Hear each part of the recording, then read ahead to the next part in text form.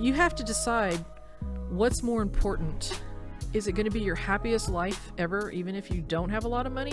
Because if you love what you do, you're going to make it. It's going to happen. And you just have to decide the struggle is worth it. Today we're talking to artist and former ACC student Sam Jowers. The college is currently hosting an exhibit of Sam's work, which includes more than 100 micro paintings on top of pennies that were done during the COVID-19 shutdown. Well, I was stuck at home. We left for spring break from Pearland High School, not realizing we were not going to return. And so we had nothing, no supplies for the students. I'm an art teacher at Pearland High School. And so we had to come up with projects that we could do that the kids would already have stuff at home. And one of my upper level classes, which was the Painting 3 and 4 class, they've been together for 4 years. Some of them were graduating that year. And it was really important that they had that connection with each other, even though they weren't going to see each other again. So I told them that they had to make a tiny object that represented themselves, and they had to make 12 of them, one for each of their fellow classmates. And we were going to exchange them. So part of my part in this was I was going to paint on pennies little COVID viruses for their collection. Well, I started painting the COVID viruses on the pennies, on 2020 pennies, and it was such a fun, satisfying process that I said, okay, I'm going to do this for 365 days, a penny a day. And some days I would do more than one penny or sometimes 6 pennies in a day. And then I realized if I'm going to make it to 365, I'm going to have to bring it down to just one a day. And I started posting them onto Instagram. The response was really overwhelming. People were really responding to them. I was responding to the news a lot of times, seeing the places in Spain and Greece that were just empty, places that I wanted to visit that weren't going to be the same when this was all over. So I started putting these things on pennies and showing people the lovely places that we wanted to be when we're inside of our homes. Mm-hmm. So I started asking people, what should I put on the pennies? Because after, I think, about 50 days. You had a hard time coming up with ideas. Right. You need inspiration and not just the news. I mean, I have the Tiger King and his little fiasco with whatever her name is. I didn't even know who he was until I'd Googled Tiger. So, there's lots of different things that are being responded to from the news, politics, the anxieties of the time. So it was just a response. I'm stuck inside this house with anybody, there's nobody visiting me. I'm not seeing anybody. And the only information I have is from the television and the people that I'm Zooming with and my students. So these pennies are really a gift back to them, trying to bring something upbeat and beautiful in their daily lives with going through probably the same thing I'm going through at the time. So what was your favorite sort of subject to return to? I mean, because if you have that many pennies you're painting on, I would imagine that you return to a couple of subjects here and there. So what was your... Well, probably the places. I was landscapes, a traveler, kind of. Right. Famous places like Big Ben, the Eiffel Tower, the Wall of China. I mean, imagine putting the Wall of China on a penny. I have the pyramids of Giza and a little camel with his little stuff all painted on a tiny penny. It's amazing. And I got better in my skill. I that was part of the plan, was to hopefully get better in that tiny format. I did develop within a month a huge headache. The eye strain was overwhelming. I had to order a pair of what are they called? Jeweler's glasses. Okay, yeah. And that relieved some of the strain. Finally, August, when they said we were going back to school and we'd hit, in the upper hundreds of pennies or upper 100 pennies, I said, you know what? A good stopping point would be probably the day before I go back to school, because I knew we were going to have some issues with working online with the students and being in class with students. So we had both going on at the same time, synchronous learning.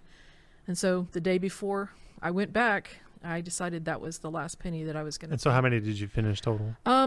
There was 126 from the day that I decided to start painting them, but there ended up being about 147 because I did do multiples on some days when I was just super excited about painting them. So yes, there are 147 pennies in the show. So was it hard to kind of, because I talked to students about this quite a bit. Was it hard when the shutdown to kind of, because in the creative world you work so much off of getting feedback from others. showing your work, getting opinion from fellow artists and your students. I'm assuming it's the same way. So was it hard to kind of sit there and operate in that vacuum, or no? Well, for me, it's never been a vacuum because I keep a constant Instagram face on there. And my students are very...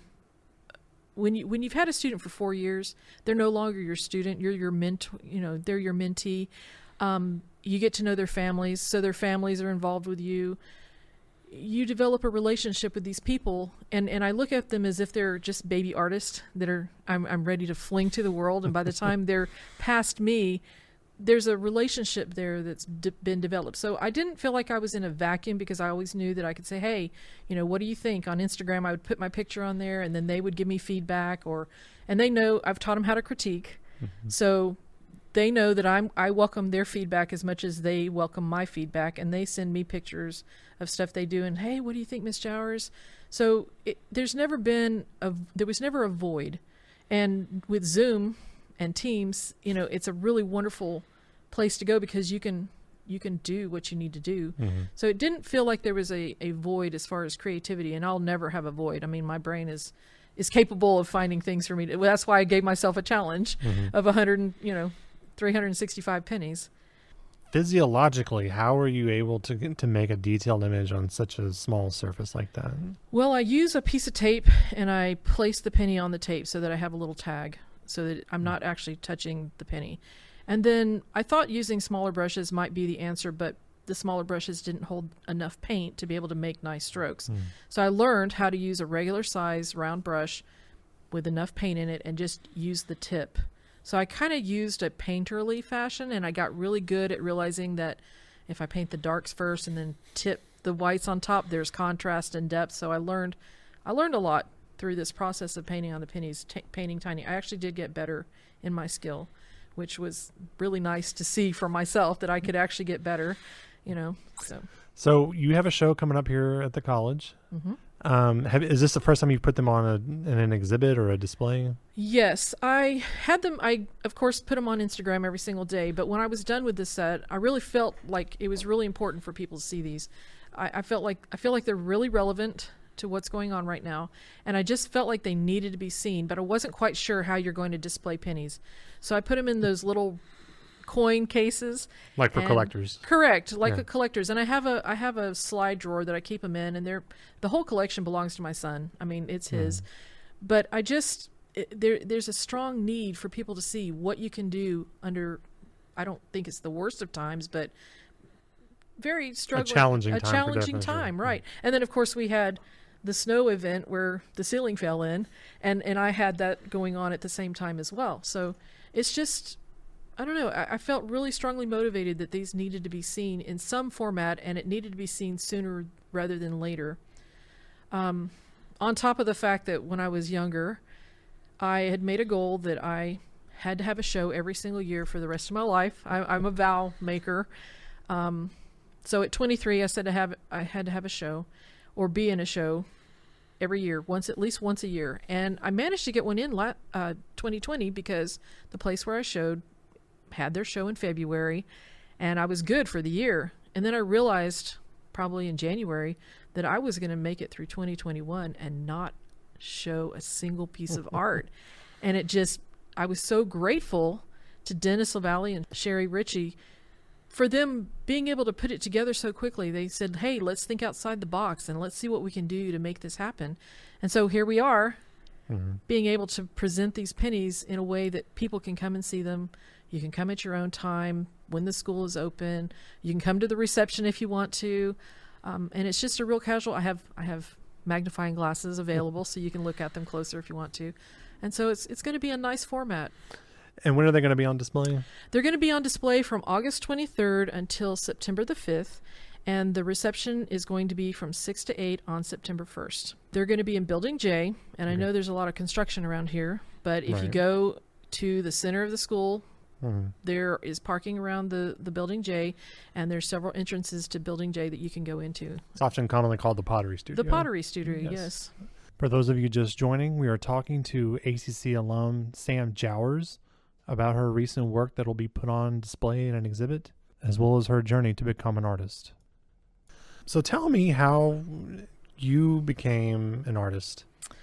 Okay, well, when I was in first grade, my teacher, we had just discovered Pluto, and we were all excited about space, and my teacher gave us the definitions and the designs and everything and told us what to do, and she said, okay, I want you to draw the solar system. So my happy little self with my crayons, I drew all 9 planets, and I was so excited, and when I finally looked at it, and I was so happy with it, and I said, I'm either going to be an artist or an astronaut. And I think the path of least resistance for me was being an artist. So it just was something I've always planned to be and do. It just is part of who I am. So what drew you to it? And because I mean, it's one thing to kind of get started into something, but it's one thing to sustain it as a career. And so what was it? How were you able to kind of hang on to that and make it into your life's work? Well, I think part of it is that I love it so much, and I just love producing. I'm a maker, and I make things and I do things, and the response from other people always encouraged me. My dad was a strong encourager. And then of course, when you are in high school and junior high and you're winning things all the time, you just say, okay, there's something here. Yeah, there was a stumble and fall when I first graduated, because everyone is saying, oh yeah, artists can't make it. There's no way you're going to make any money. You're going to have to be dead to be an artist. But you have to decide what's more important. Is it going to be your happiest life ever, even if you don't have a lot of money? Because if you love what you do, you're going to make it. It's going to happen. And you just have to decide the struggle is worth it. And I'm not famous or anything, but I'm very, very happy with what I do. Hey, if you're making a living. Yes, exactly. And it sustains me. And I don't know, there's more to life than having riches. I'm comfortable. So kind of go through the trajectory of your career here when you finished school, because I know you came to ACC.